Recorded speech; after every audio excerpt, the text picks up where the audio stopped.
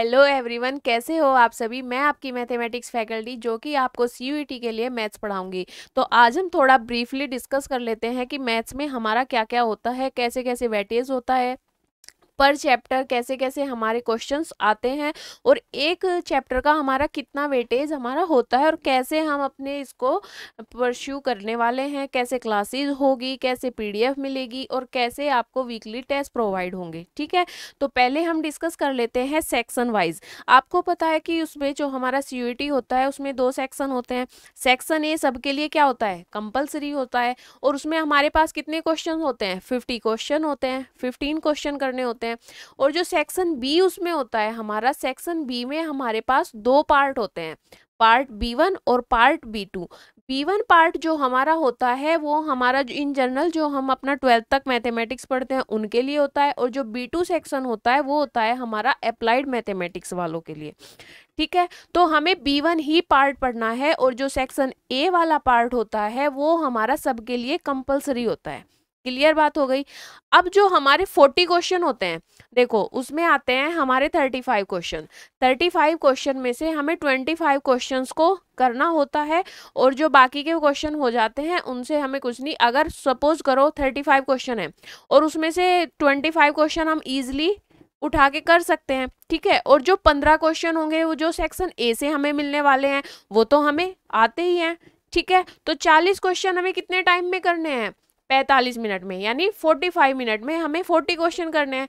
तो इजीली कर सकते हैं भाई, जब हम प्रैक्टिस करेंगे, अच्छे से पढ़ाई करेंगे तो इजीली हमारे क्वेश्चन सोल्व हो जाएंगे। ठीक है, अब बात आती है कि यार मतलब उसका वेटेज क्या होता है। ये तो हमें पता चल गया कि बस 25 क्वेश्चन करने हैं और हमारी बल्ले बल्ले। ठीक है, बट वेटेज क्या होने वाला है, वेटेज का भी तो हमें पता होना चाहिए ना कि पर चैप्टर जो हम पढ़ के आए हैं, सब बोल देते हैं भाई जो 12th तक पढ़ा हुआ है सीयूईटी में वही आता है। ठीक बात है, क्योंकि ये सभी सेंट्रल यूनिवर्सिटी के लिए क्या होता है, कॉमन एग्जाम होता है, इसकी फुल फॉर्म भी यही होती है। ठीक है, तो जब हम सेक्शन ए की बात करते हैं तो उसमें क्या क्या हमें देखने को मिलता है। फर्स्ट हमें देखने को मिलता है एलजेब्रा। क्या देखने को मिलता है, फर्स्ट हमें देखने को मिलता है एलजेब्रा। किसकी बात कर रहे हैं हम, एलजेब्रा की बात कर रहे हैं। एलजेब्रा हम 11th 12th में पढ़ के आते हैं। उसके अंदर क्या क्या होता है, मैट्रिसेस होता है, टाइप्स ऑफ मैट्रिसेस होता है, इक्वलिटी ऑफ मैट्रिसेस होता है, ट्रांसपोज, ये सारी वो ही चीज़ें हैं जो हम 11th 12th में पढ़ के आए हैं। इसके बाद क्या हो जाता है, एलजेब्रा ऑफ मैट्रिसेस हो जाता है, यानी उसमें क्या हो जाता है, एलजेब्रिक फॉर्म दे देता है मैट्रिक्स की और हमें अपनी मैट्रिक्स को डिफाइन करना होता है। अगर मैं अपनी बात करूं तो मैट्रिसेस मेरा फेवरेट टॉपिक होता है। मैट्रिसेस और डिटर्मिनेट यानी सारणिक और आव्यूह मेरे फेवरेट टॉपिक होते हैं और ये ऐसे टॉपिक हैं जिनको हम इजीली सोल्व करके और बहुत अच्छे मार्क्स गेन कर सकते हैं। ठीक है, क्या कर सकते हैं, गेन कर सकते हैं। फिर आता है inverse of A matrix. Inverse क्या होता है भाई, मैट्रिक्स से रिलेटेड जितनी भी चीजें हो जाएंगी, वो टाइप्स हो या फिर आइडेंटिफिकेशन हो या फिर इक्वलिटी हो, मतलब जो भी मैट्रिक्स के बारे में हमने 11th 12th में पढ़ा हुआ है वो ही सब हमारे सेक्शन ए में हमें मिलने वाला है। ये हमारे हिंदी मीडियम वाले बच्चों के लिए है, मैट्रिक्स क्या होती है, उनकी समानता क्या होती है, उनकी प्रॉपर्टी क्या होती है, ये सब। ठीक बात है। Solving of simultaneous equation using matrix. अब आपको पता है क्वाड्रेटिक इक्वेशन या लीनियर इक्वेशन हम पढ़ते हैं, 9th 10th में भी पढ़ते हैं वो सब चीजें तो हम, पर यहाँ पे हमें क्या करना है, उसको मैट्रिक्स फॉर्म में लिख के उसको सोल्व करना है, बस इतनी सी बात है। और हमें पता है कि यहाँ से कितने नंबर का आता है, ये 15 मार्क का आता है और इसमें 15 मार्क्स में हमारा जितना 11th 12th का सिलेबस है वो सारा इंक्लूड है और ज़्यादा अपर लेवल का नहीं आने वाला है। जो हमने 11th 12th में पढ़ा हुआ है, अगर हमारी प्रैक्टिस है या हमें शॉर्ट मेथड किसी टीचर ने सिखाए हैं तो वो अप्लाई करना है और डायरेक्टली हम बहुत ही अच्छे वे में सोल्व कर सकते हैं। दूसरा जो हमारा चैप्टर है वो हमें पता है कैलकुलस। कैलकुलस में क्या होता है, डेरिवेटिव होते हैं, ऑर्डर होते हैं, डिग्रीज होती हैं, इंक्रीजिंग डिक्रीजिंग फंक्शन होते हैं, टेंजेंट और नॉर्मल होते हैं, मैक्सिमा मिनिमा होता है, कैसे मैक्सिमा मिनिमा फाइंड करना होता है।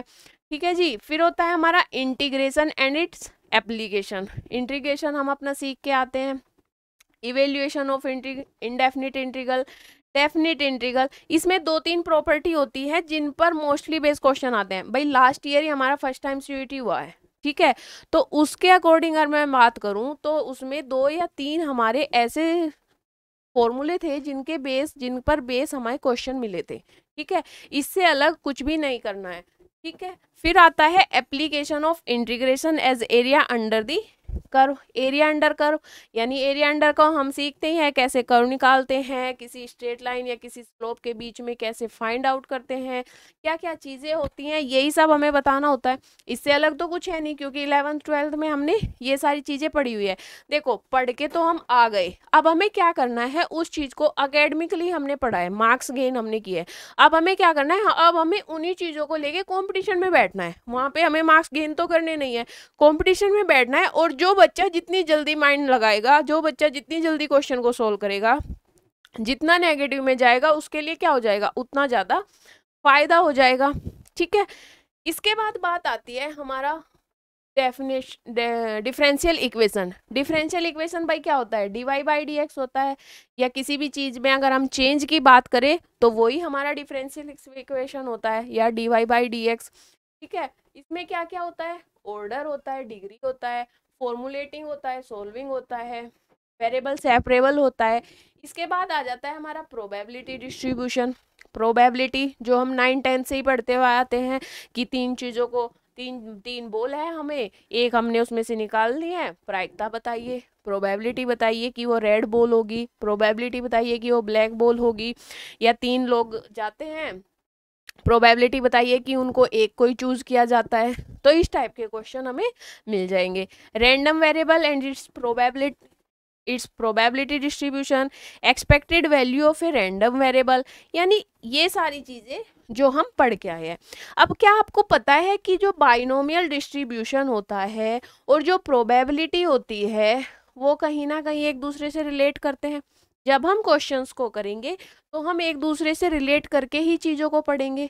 क्या आपको पता है कि जो बाइनोमियल थ्योरम होती है, जो बाइनोमियल होता है, या फिर अगर मैं बात करूं कि जो हमारा परमुटेशन एंड कॉम्बिनेशन होता है, जो हमारा पी और सी होता है, पी और सी में और इनमें बहुत अच्छा वो होता है एक दूसरे के साथ इन्वॉल्वमेंट। अगर हमें पी और सी आ गया तो हमें ये आ जाएगा, अगर हमें ये आ गया तो हमें ये भी आ जाएगा। क्लियर हो गई बात।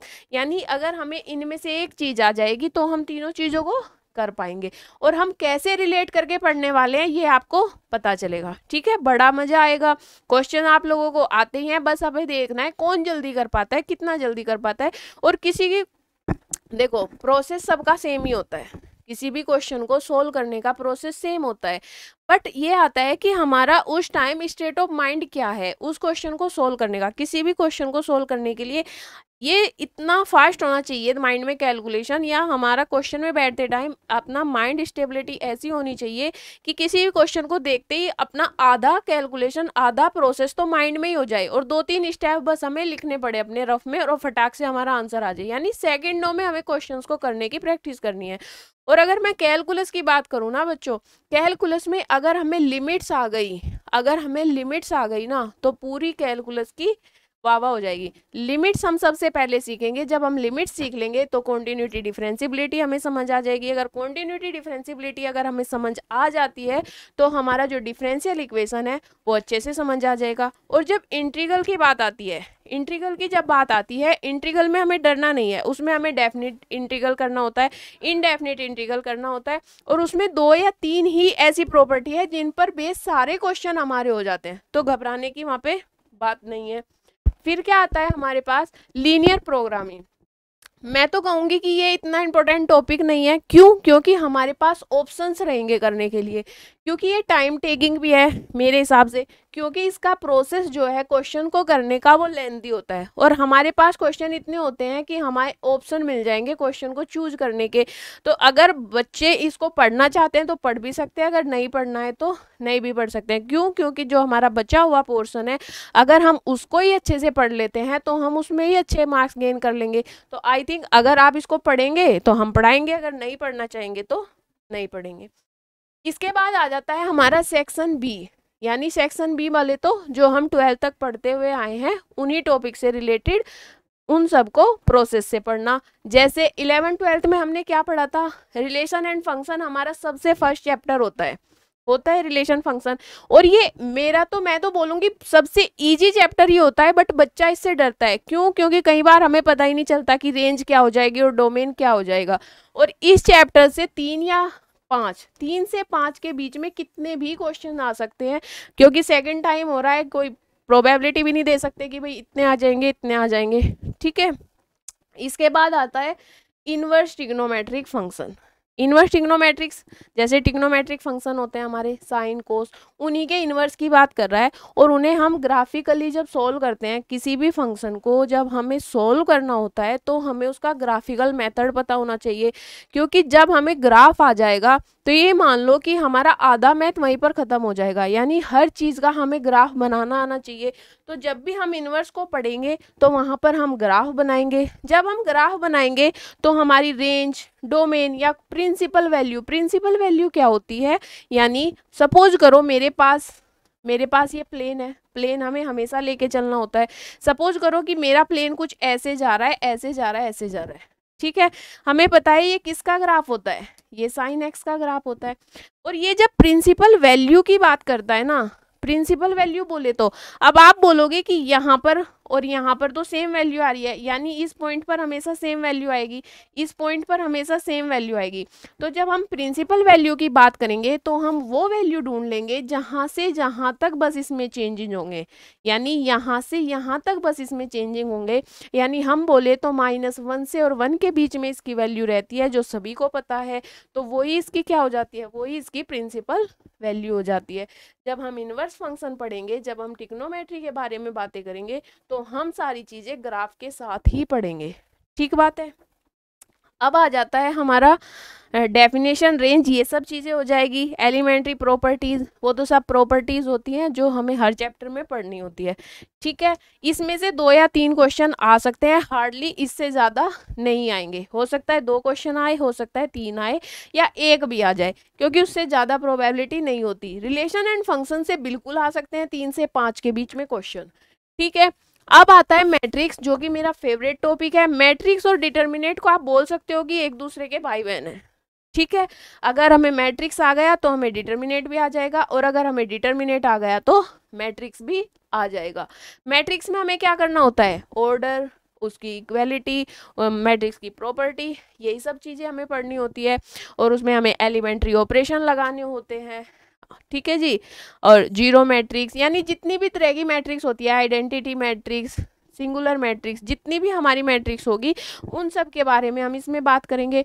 अगर मैं वेटेज की बात करूं कि मेरा मैट्रिक्स और डिटर्मिनेट को अगर मैं कंबाइंड करके बोलूं तो लगभग 10 क्वेश्चन आने की इससे उम्मीद है। कितने क्वेश्चन? ये 12th बोर्ड में भी अच्छे मार्क्स लेके आता है, अच्छा वेटेज के साथ आता है। क्यों? क्योंकि ये बहुत ईजी टॉपिक होता है, इसको करने का प्रोसेस लेंथी होता है, तो यहाँ से लॉन्ग क्वेश्चन ज़्यादा बन जाते हैं। या फिर अगर मैं केस स्टडी की बात करूँ तो जैसे सिस्टम ऑफ लीनियर इक्वेशन होता है, वहाँ से हमें केस स्टडी का भी टॉपिक निकल के आ सकता है। क्योंकि ये जो मेरा टॉपिक होता है ना, मैट्रिक्स और डिटर्मिनेट, यहाँ पर थ्योरेटिकली भी वर्क करता है, यहाँ पर न्यूमेरिकली भी वर्क करता है। यानी यहाँ से अगर आप बोलो तो लगभग 10 क्वेश्चन आने की पूरी उम्मीद है। तो हम क्या करेंगे, मैट्रिक्स और डिटर्मिनेट को कंबाइंड बहुत अच्छे से पढ़ेंगे। आगे क्या होता है, और हमें इनको मतलब लेंदी प्रोसेस में सोल्व नहीं करना, क्योंकि लेंदी प्रोसेस में सोल्व करके हम अपने बोर्ड एग्जाम देके आ गए। अब हमें शॉर्टेस्ट मेथड ढूंढने हैं किसी भी उसको करने के लिए। इसकी मैट्रिक्स का ऑर्डर क्या होने वाला है, इसकी नलिटी क्या होने वाली है, क्या क्या चीज़ें हो सकती है, किसी भी सिस्टम को डिफाइन करने के लिए हम मैट्रिक्स को कैसे सोल्व कर सकते हैं, ये सारी चीज़ें हम इसमें करेंगे। ठीक है, और ये डिटर्मिनेट और मैट्रिक्स सेम एक जैसे ही होते हैं, भाई बहन बोल सकते हो एक दूसरे के, सारी वही प्रॉपर्टीज होती है, बस नोटेशन चेंज हो जाता है, बाकी कुछ भी फर्क नहीं पड़ता। ठीक है, इसके बाद क्या बात आती है, इसके बाद आता है कॉन्टिन्यूटी एंड डिफरेंशियबिलिटी, जो कि कैलकुलस का पार्ट है। अब मैंने आपको बताया कि कॉन्टिन्यूटी और डिफरेंशियबिलिटी आने के लिए हमें सबसे पहले लिमिट आनी चाहिए। अगर किसी को लिमिट समझ आ जाए ना, और लिमिट समझना बहुत ईजी है बट वो समझ आती नहीं है, समझ आ जाए तो कॉन्टिन्यूटी डिफरेंशियबिलिटी ईजिली हो जाएगा। और यहाँ से लगभग 5 से 6 क्वेश्चन आने की उम्मीद है। क्यों? क्योंकि इसमें सारी चीज़ें आ जाती है, लिमिट आ जाती है, कॉन्टिन्यूटी आ जाती है, डिफरेंशियबिलिटी, तीनों चीज़ें आ जाती है। और ये हमारा जो डिफरेंशियल इक्वेशन होता है उससे ही रिलेटेड ये हमारा टॉपिक होता है। ठीक है, क्यों? क्योंकि हमें इसमें भी डिफरेंशियल करना होता है, इसमें भी एल ऑपिटल लगाना होता है। ठीक है, तो यहाँ से हमें कितना क्वेश्चन आ सकते हैं, 5 या 6। यानी अगर मैं बात करूँ तो मेरे 15 क्वेश्चन मुझे 2 या 3 चैप्टर से ही मिल जाएंगे।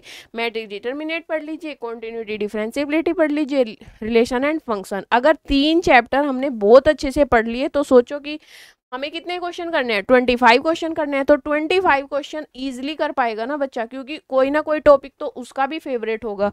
ठीक है, अब क्या बात आती है, एप्लीकेशन ऑफ डेरिवेटिव, यानी जिसको हम बोल देते हैं एओडी।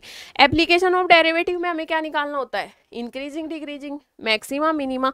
लास्ट टाइम हर स्लॉट में इससे क्वेश्चन जरूर आए हैं, एओडी से 3 या 4 क्वेश्चन, या किसी में 2 क्वेश्चन या कि 3 क्वेश्चन, मतलब एओडी से 100% क्वेश्चन आता है। और एओडी बहुत ही अच्छा टॉपिक है जो कि डिफरेंशियल इक्वेशन से ही रिलेट करता है।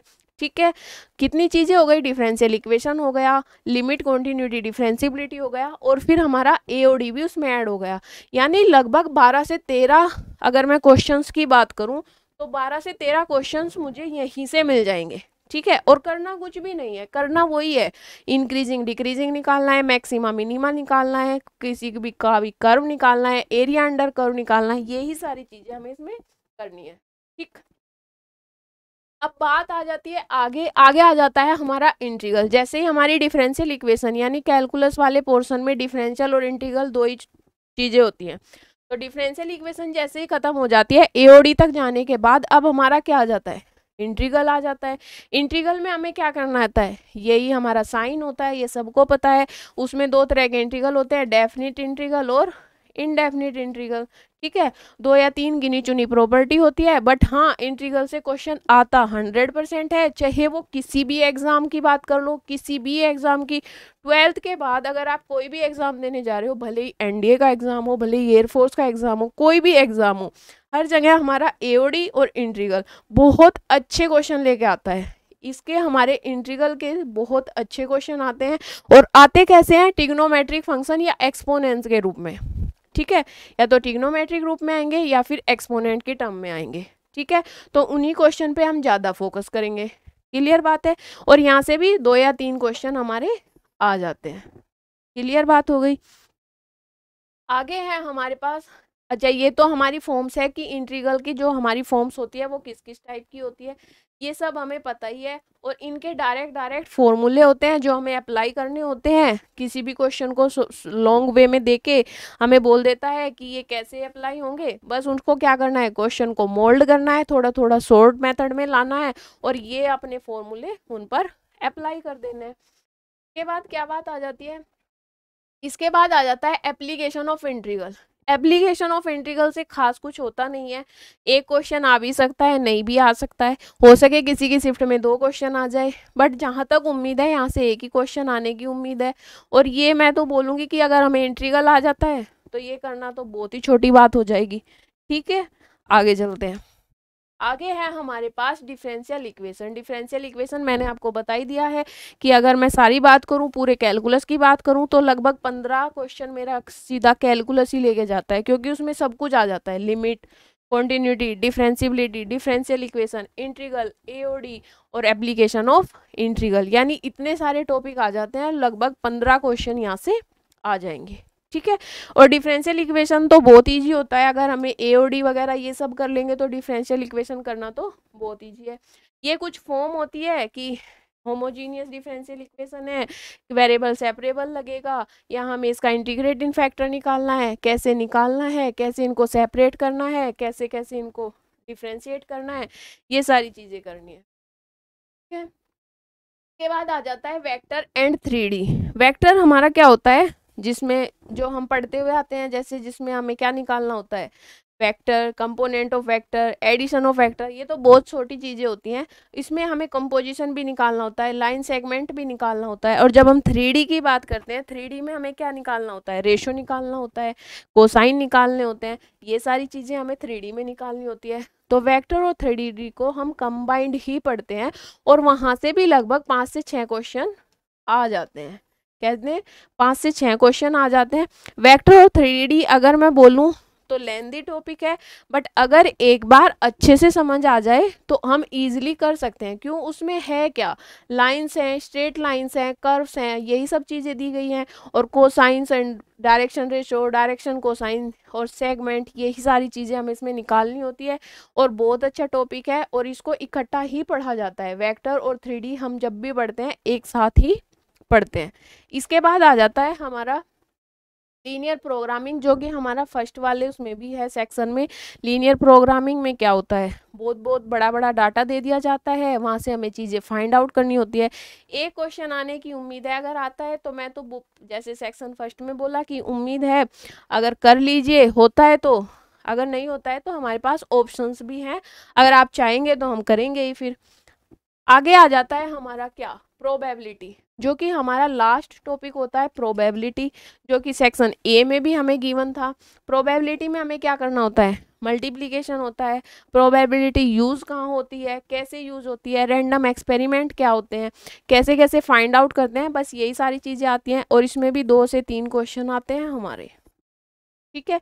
अकेली प्रोबेबिलिटी अगर किसी को अच्छे से आ जाए तो वो वहाँ से, हमें पता है एक क्वेश्चन कितने मार्क्स का होता है, एक क्वेश्चन 5 मार्क्स का होता है, और अगर हमारा नेगेटिव में जाए तो 1 मार्क्स हमारा नेगेटिव में चला जाता है। तो रिस्क नहीं लेना है, जितना हो सके क्वेश्चन को सोल्व करना है, क्योंकि अगर एक क्वेश्चन नेगेटिव में भी जा रहा है तो उससे कोई खासा फर्क पड़ेगा नहीं, ठीक है। तो ये था हमारा टोटल, और टोटल कितने क्वेश्चन आते हैं, सारे सेक्शन को मिला के 40 क्वेश्चन आते हैं, और हमें कितना टाइम में करने हैं, 45 मिनट्स में हमें सारे क्वेश्चंस को करना है, ठीक बात है। एक क्वेश्चन हमारा 5 मार्क्स का होता है। अब बात आ जाती है हम लोग कैसे पढ़ने वाले हैं। हमारे पास टाइम कितना है, 3 महीने का टाइम है, यानी 90 दिन, और आप सोचो कि 84 या 85 डेज ही मान लो, ठीक है। 84 डेज में हमें क्या करना है, ये सारा अपना सिलेबस कंप्लीट करना है। तो हम कैसे करेंगे, एक एक चैप्टर की समरी बनाएंगे। क्यों, क्योंकि आप लोगों ने पढ़ तो रखा ही है, तो अब हम क्या करेंगे, ज़्यादा समरी बनाएंगे। अगर किसी को नहीं आता है तो हम उसको थियोरेटिकली समझाएंगे, और वो भी समरी, यानी बहुत ही छोटे उसमें कंसेप्चुअल, ठीक है। ज़्यादा से ज़्यादा क्वेश्चंस अटेम्प्ट करेंगे। क्वेश्चंस का लेवल ना ज़्यादा अप रहेगा और ना ही ज़्यादा लो रहेगा, यानी अपने एग्ज़ाम से रिलेटेड ही रहेगा, ठीक है। अगर कोई बच्चा किसी भी चीज़ की या एनडीए की भी तैयारी कर रहा है तो वो भी इसको कर पाएगा, ठीक है। तो ये हो जाती है बात, और आपको पीडीएफ साथ के साथ मिल जाएगी। वीकली आपके टेस्ट जरूर होंगे, क्यों, क्योंकि अगर हम टेस्ट नहीं लेंगे तो हमें अपना पता नहीं चलेगा कि हम कहाँ एग्जिस्ट करते हैं, कितना पीछे हैं, या हमें अभी कितनी नॉलेज हो पाई है, या किसी भी क्वेश्चन को हम कर पा रहे हैं या नहीं कर पा रहे हैं, ठीक है। तो ये था हमारा आज का सेशन, और यहाँ से हमें क्या पता चला कि हम क्या क्या पढ़ने वाले हैं, कैसे कैसे पढ़ने वाले हैं, ठीक है। अब हम मिलेंगे अगली अपनी क्लास में, तब तक के लिए अपना इसको समझिए क्या करना है, किस टॉपिक पर ज़्यादा ध्यान देना है। तब तक के लिए बाय।